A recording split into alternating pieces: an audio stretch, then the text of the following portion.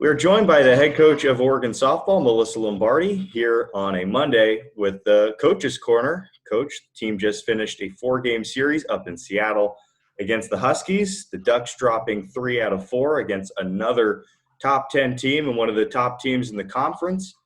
Let me just start with this. What were your general impressions following the weekend in Seattle? It was a tough weekend for us, for sure.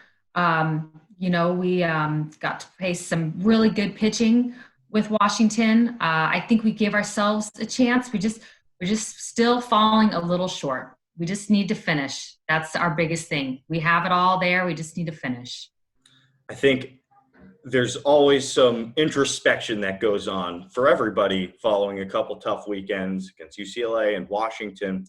I'm wondering what that's looked like. What lessons do you think the team is going to take marching on in the season with still a ton to play for and still a chance to make some noise in this conference? For sure. We're not done. We have a lot of ball games left, and we've ran into a couple buzzsaws with 2 Olympians in the past 2 weekends. We didn't get the outcome. We didn't get the W's that we wanted, but what I know we gained was a ton of experience of facing great pitching and knowing that we can hit great pitching. It's just understanding and moving forward to just put it together and finish it out. And I know we will. I'm confident we will. Like I said, I thought we learned a lot from this weekend, and it's going to make us great. No question. I think the Sunday game is a perfect example of that, right? 9 hits. Washington only had 8 hits. The team out-hit Washington against an Olympian out of the bullpen. Gabby Plain, seriously, one of the best pitchers in the country. But it seemed like the whole weekend, and maybe even last weekend too, the one thing that's really been missing offensively is that clutch 2-out hit to get the rally started. Yeah, I think we just need to continue to be timely with our hitting. I loved how we had 9 hits off of her. It's continuing to be timely and putting things together at the right time. I think we're right there. This is still, people forget this, such a young team with freshmen playing and players in their second year playing. And just the experience, I think, to go up against not just 2 of the best teams in the country, but UCLA and Washington are teams that have been through it before, that have been on the big stage and have players who have done this at a high level for a long time. For those young players in particular, what do you think that experience was like for them to just in person for the first time see how 2, like you say, buzzsaws go about their business? I think that was tremendous. I think it's so valuable, and we didn't get exactly what we wanted this weekend, but I know there's going to be a huge payoff from it for this season and taking us into the rest of conference. I know, and I trust that. I've been doing this for a long time. Sometimes you don't always get what you want, but the experience that we have gained in the past 2 weekends, I know will take us a long way. It'll allow us to be strong and finish through conference, but also really, really prepare us for postseason. No question. One player who seems to be getting really hot at the right time is Shea Bowden. And it's for weeks and weeks she's been getting at bats. It's finally clicking. And I think everybody kind of knew that it was going to come around for her eventually, but that could provide a huge punch for this team. And by the way, she also plays excellent defense for the team as well. So that's a huge positive coming out of the weekend.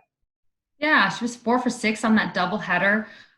She's swinging the bat really well. It looks like she's seeing the ball well. I love what she's doing at first base.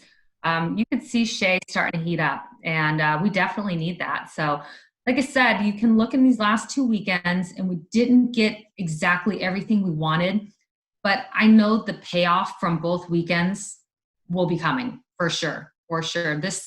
I agree. We are a team that does not have as much experience as the 2 teams that we just faced.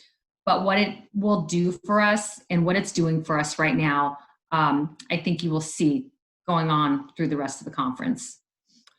Can you just touch on Gabby Plain really quick and put into perspective for some of the listeners, what makes her an excellent pitcher? What makes her potentially the leader in the clubhouse for Pac-12 Pitcher of the Year this year. She just has really good movement, tight spin, late break. Her all very, very similar coming out of her hand. So it's just having really, really good discipline at the plate.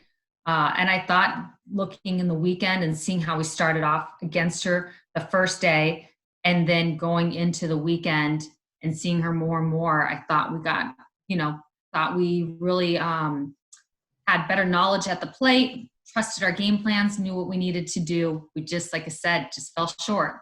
We just fell short. Everything did come together, though, in that second game of the doubleheader on Saturday.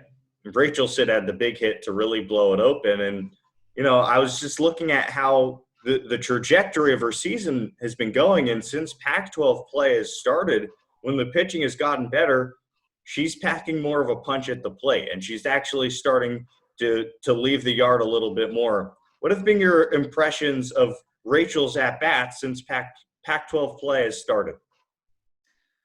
I think you're seeing Rachel, the hitter that we all know and what she's capable of. I think you're seeing her a little more particular. The pitches before there were pitches that she wanted and she just wasn't on time for, or maybe it was a little long with her swing. Now you're starting to see her really short and compact to the ball, and she's not missing. So loved watching her hit that grand slam in the doubleheader.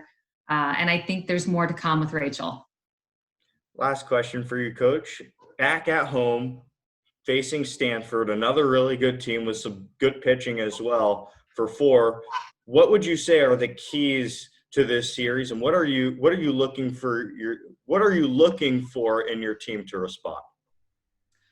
This is the one thing I'll tell you is that I know and love about this team is that anytime we ask them to respond, they do. They always respond. I know they'll be ready to go for this weekend.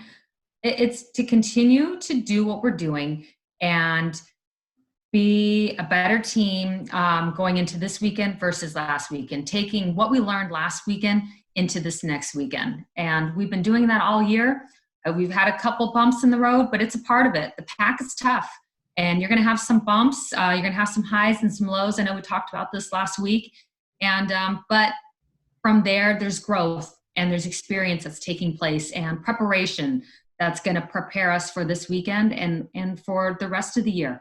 So I'm confident in this group that they'll get it done. Still a lot of softball to be played. 4 at home at the Jane. Everybody's going to be peeled to their TVs for those. And Coach Lombardi, thanks as always for joining us.